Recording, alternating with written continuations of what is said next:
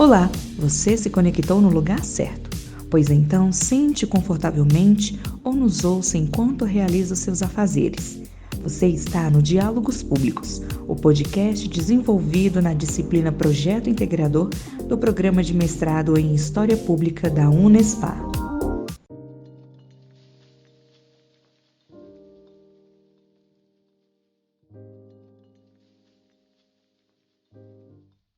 O podcast Diálogos Públicos é fruto das discussões que temos na disciplina de Projeto Integrador, no programa de pós-graduação em História Pública da Unespar, de Campo Mourão.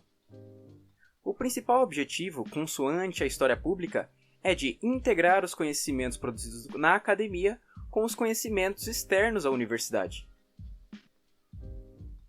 O convidado de hoje é o professor Marcelo Carreiro. Ele faz parte do nosso programa de pós-graduação e tem uma experiência, no mínimo, diferente, tanto no quesito profissional quanto no quesito pesquisa. É interessante analisarmos a carreira dele para que possamos conhecer diversos caminhos que possamos trilhar dentro da ciência histórica. Primeiro de tudo, gostaria de agradecer sua presença, professor. É muito bom conhecer um pouco mais da sua jornada, dos seus trabalhos. Gostaria também que o senhor se apresentasse, falasse um pouco do seu caminho dentro da universidade, do seu caminho profissional. Obrigado, Jair. Oi, todo mundo. Eu sou um pesquisador dentro da história contemporânea, minha formação é história contemporânea. Dentro de história contemporânea, eu fico dedicado à história do tempo presente. A história do tempo presente, teoricamente, são os últimos 50 anos, né, a tentativa de chegar para o historiador estudar até o hoje. A gente não pode estudar no amanhã, mas do passado até o presente, até o dia de hoje, a gente consegue estudar. Então, o tempo presente tenta se dedicar a esse recorte mais recente da nossa história. Eu venho de uma família de historiadores, né? Minha mãe é historiadora, minhas tias foram, tenho vários primos que são. E é exatamente por isso eu cresci num ambiente que todo mundo falava de história. As minhas reuniões de família no Natal era debate entre visões historiográficas diferentes. É exatamente por isso eu não fiz história. Eu queria fazer e a minha família toda gritou para eu não ser mais um, né, paupérrimo na família. E eu fui, assim, guiado para fazer um outro curso. Como tinha computador desde pequeno, meu primeiro computador foi com 8 anos de idade, foi um TK-85, lá na década de 80, nem era, né, PC ainda, era microcomputador. Então eu tinha algum trânsito com informática, com tecnologia, então eu fui fazer processamento de dados na PUC do Rio de Janeiro. Mas nunca abandonei a ambição, né, de trocar de curso. O que eu consegui fazer foi, terminando o curso de processamento de dados, imediatamente fazer o vestibular para História no UFRJ. Mas passei no vestibular. E então comecei, imediatamente depois da graduação da PUC, comecei a fazer a graduação, né, o bacharelado em História na UFRJ. Eu já trabalhava com TI. Eu cheguei a trabalhar em algumas empresas multinacionais, a British Petroleum, a Mitsui, algumas empresas de porte nacional, me fez percorrer o Brasil, né, vendo infraestrutura de TI. Eu me especializei em processamento de dados, eu me especializei em administração de rede, especialmente focado em segurança. E aí, enquanto eu estava fazendo a graduação de História, eu ainda estava atuando no mercado de informática. 1 ano, 2 anos cursando o curso de História, com uma experiência até muito interessante, que eu era o único calouro do prédio, né? A única pessoa do prédio no Rio a chegar de terno. Eu era conhecido por ser o cara que chegava de terno na faculdade de História. O prédio era todo de humanas, você imagina a diferença de chegar alguém vestido dessa forma. Então, fiquei nessa situação por um ou 2 anos, e percebi que exatamente a minha especialização em TI estava se rarefazendo no Brasil. Ela está ficando cada vez mais difícil. Por outsourcing, né? Era muito mais negócio. Na época, você terceirizar a gestão da sua rede numa equipe profissional 24 horas na Índia. né? E eu vi isso acontecendo na prática. O mercado foi completamente esvaziado. Tive colegas que se realocaram, refizeram sua especialização, e chegou em mim esse processo, né, do outsourcing para fora do Brasil.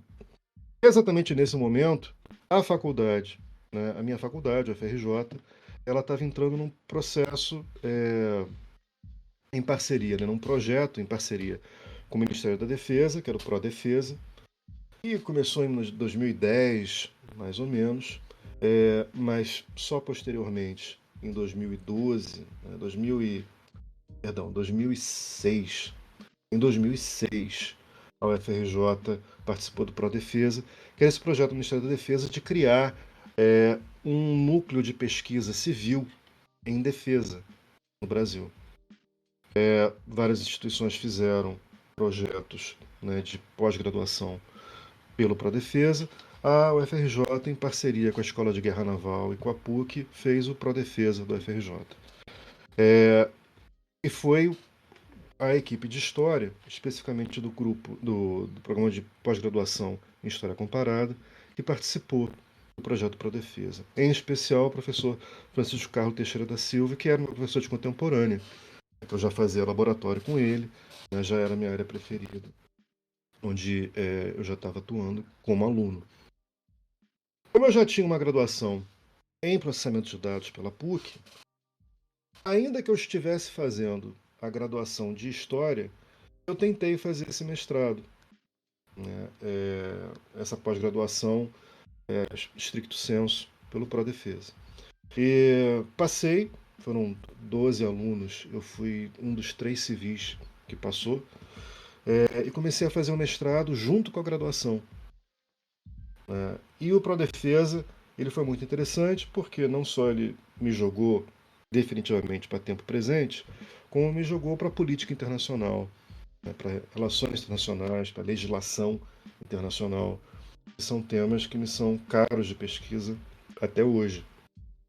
Na execução desse mestrado, eu frequentei muito a Escola de Guerra Naval, frequentei a Escola de Comando Estado-Maior do Exército, cheguei a fazer um curso da ESEME, né, da Escola de Comando Estado-Maior do Exército, para a formação, né, dos seus quadros, né, de coronel, general, o curso de estratégia militar deles. E, portanto, fui me aproximando, né, da caserna como objeto até de vivência e pesquisa. Quando eu estava terminando o mestrado, eu também estava terminando a graduação.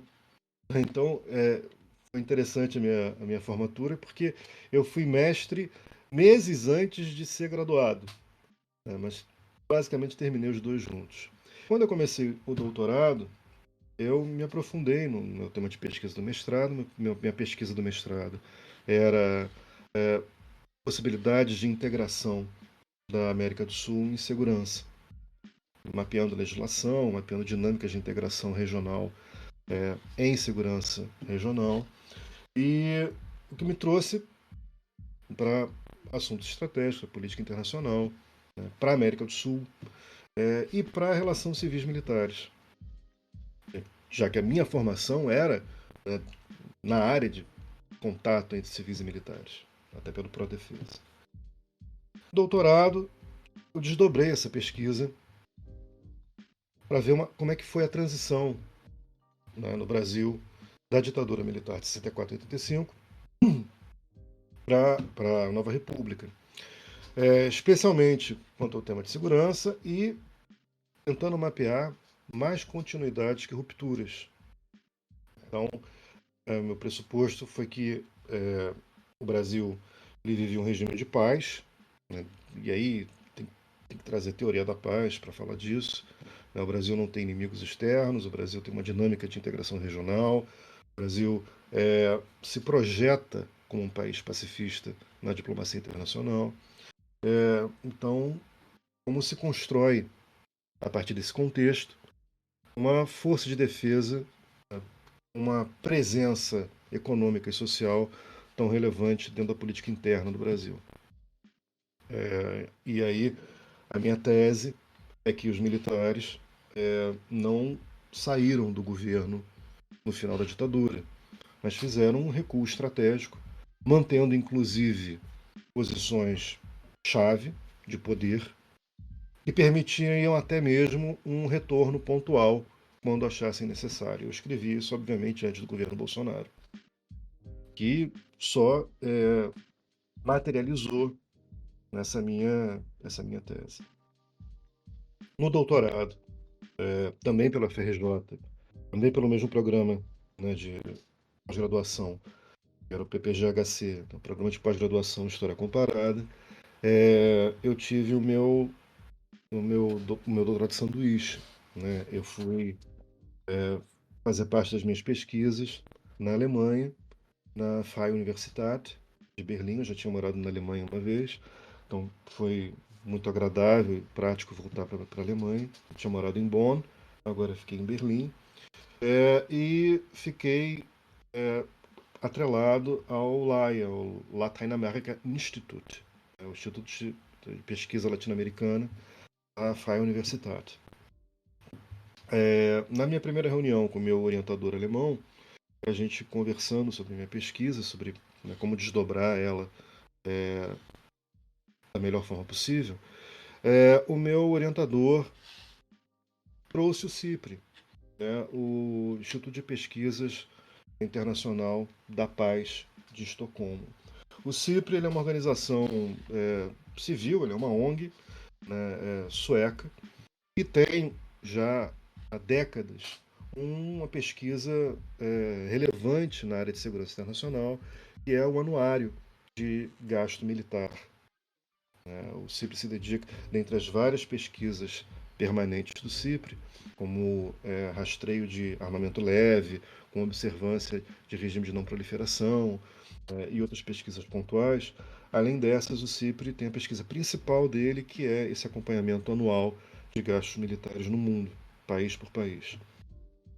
O meu orientador, como eu estava trabalhando especialmente em gasto militar no Brasil, o meu orientador achou que seria de bom tom, de boa contribuição para a minha pesquisa, entrar em contato com o CIPRE, né, colocando a minha pesquisa anexada a essa pesquisa geral desse anuário do CIPRE.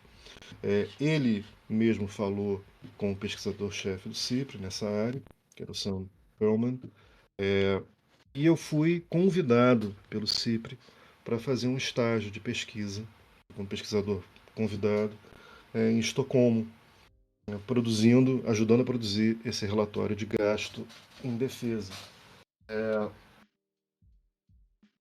E a minha pesquisa acabou, eu peguei toda a América Latina, não só o Brasil, alguns países pontuais da África e da Ásia, levantando esses gastos de 2014. A minha pesquisa ela faz parte do yearbook do CIPRE de 2015. Eu sou um dos que colaboraram nisso. Terminei a pesquisa no CIPRE, depois desses meses, fechei os dados, voltei para a Alemanha, apresentei as conclusões na Freie Universität de Berlim. Imediatamente eu voltei para o Brasil.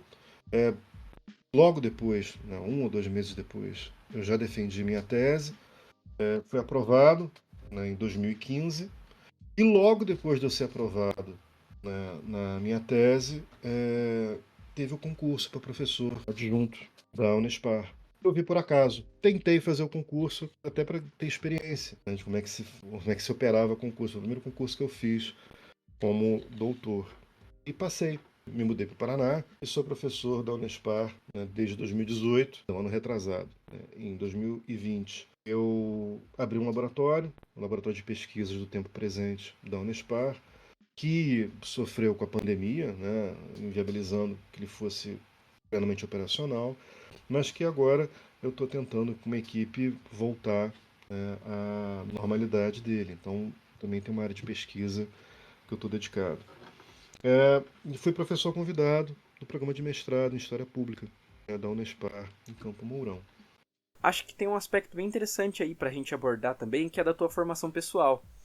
Muitas vezes o estudante de História, ele faz vestibular e entra no curso tendo uma noção completamente diferente do que vai ser o curso de História, né? Muitas vezes entra pensando que vai ser um aulão de história, sobre fatos históricos necessariamente, durante os 4 anos. E não é assim, né? Acaba descobrindo só mais tarde como realmente é o curso. Por isso uma dica que eu dou, que foi uma coisa que eu fiz antes de entrar no curso, é pesquisar como é o curso, o que se estuda no curso, conhecer a grade do curso que você vai fazer. Isso tem uma influência bem grande, talvez, a sua escolha nesse momento. Então, é interessante essa carga prévia que você teve da sua formação pessoal dentro da sua família, né? Eu fico até imaginando como deveriam ser os almoços de domingo com a discussão entre esses historiadores da família. Eu não posso dizer que eu tive essa surpresa, que é tão comum dos nossos calouros, né? Você acha que vai fazer a faculdade de História para ouvir historinhas, né? E eu já sabia que não era isso, né? Os grandes debates que eu lembro de mesa de Natal minha na ceia era entre marxistas tradicionais, trotskistas versus pós-modernos. Era a geração mais nova.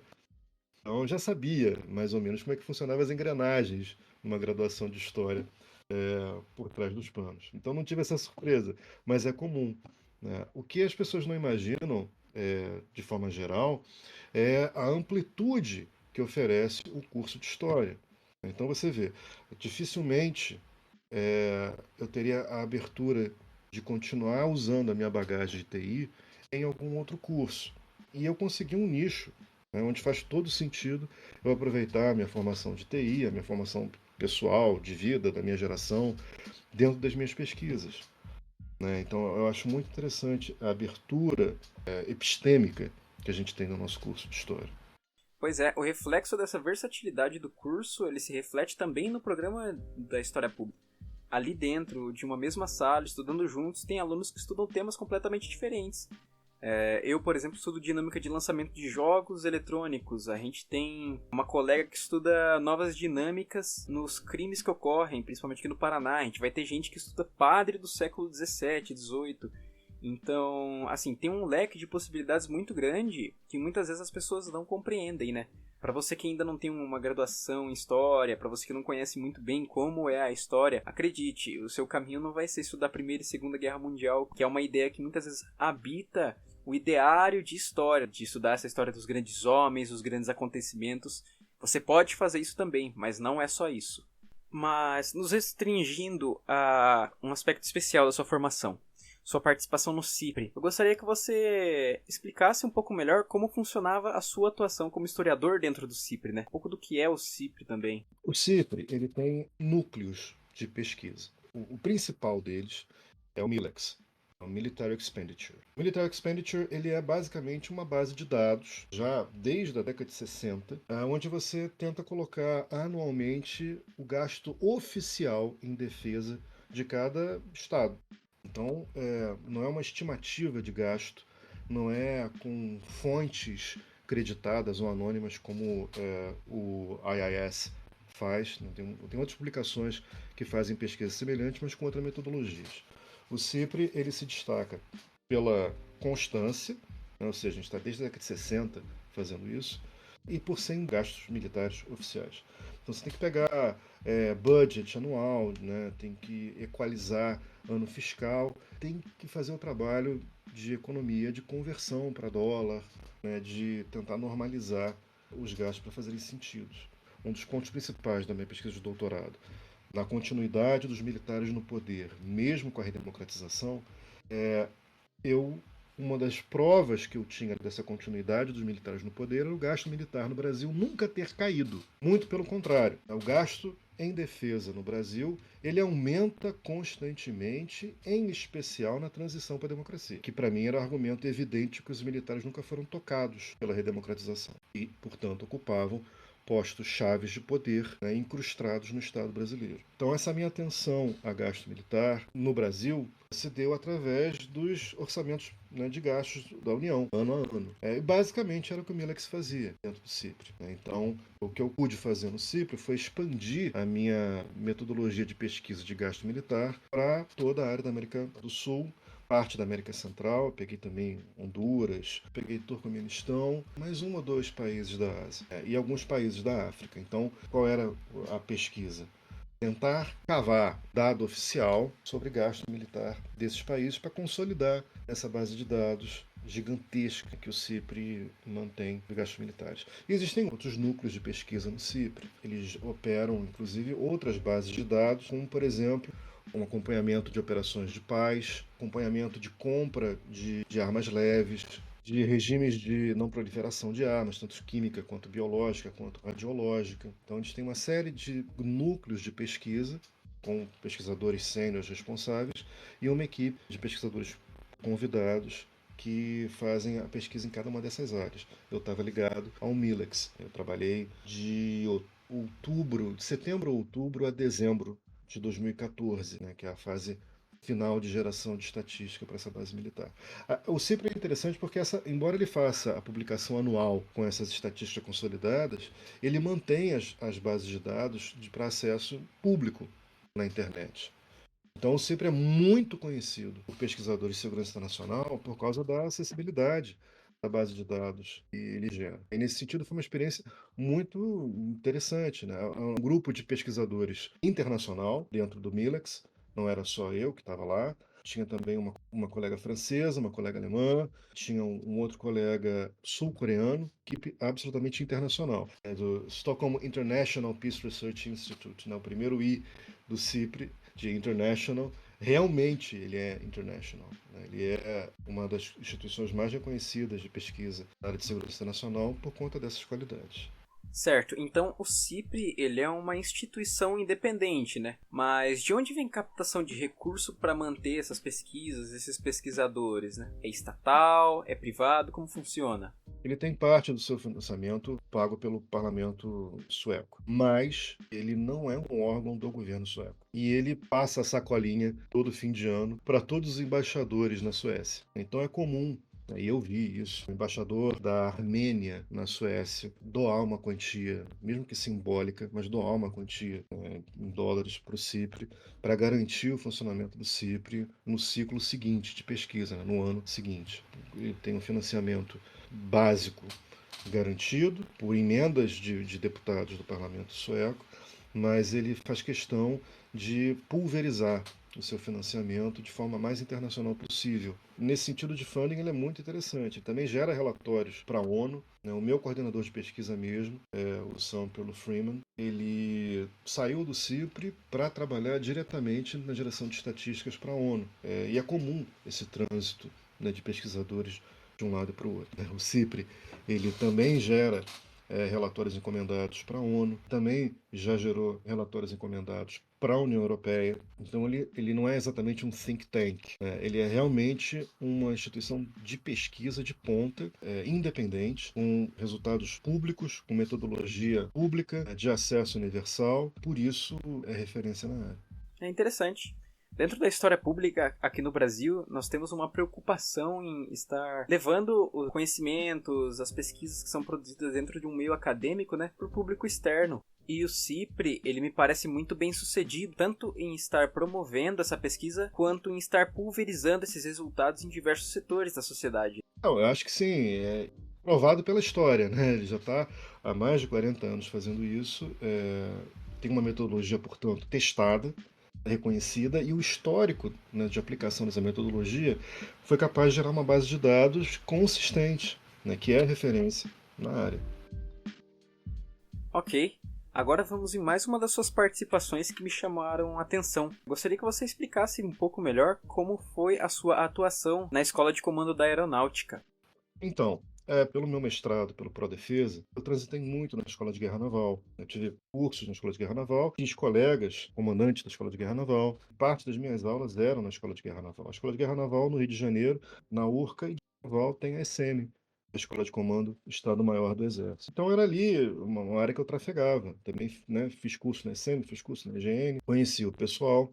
Eu fui convidado a atuar como professor no curso de Política Aeroespacial, que é o curso da aeronáutica para formação de brigadeiros na Escola de Comando Aeronáutico. É o curso de mais alto nível de formação de segurança internacional, de direito internacional, que os oficiais da aeronáutica têm para chegar a brigadeiro. Eu fui convidado para dar o curso de História da Guerra. Rapidamente eu fui assumindo outros cursos pontuais lá. Então eu comecei em 2014 atuando no CPEA, no curso de Política Aeroespacial. Comecei dando só um curso de História da Guerra, mas depois eu passei a falar de estratégia, de Amazônia. Eu tenho um curso de Amazônia que eu ministrei lá, de cenário internacional, de atualidades, né, de segurança internacional corrente, e foi uma experiência muito, muito, muito interessante. Eu atuava com.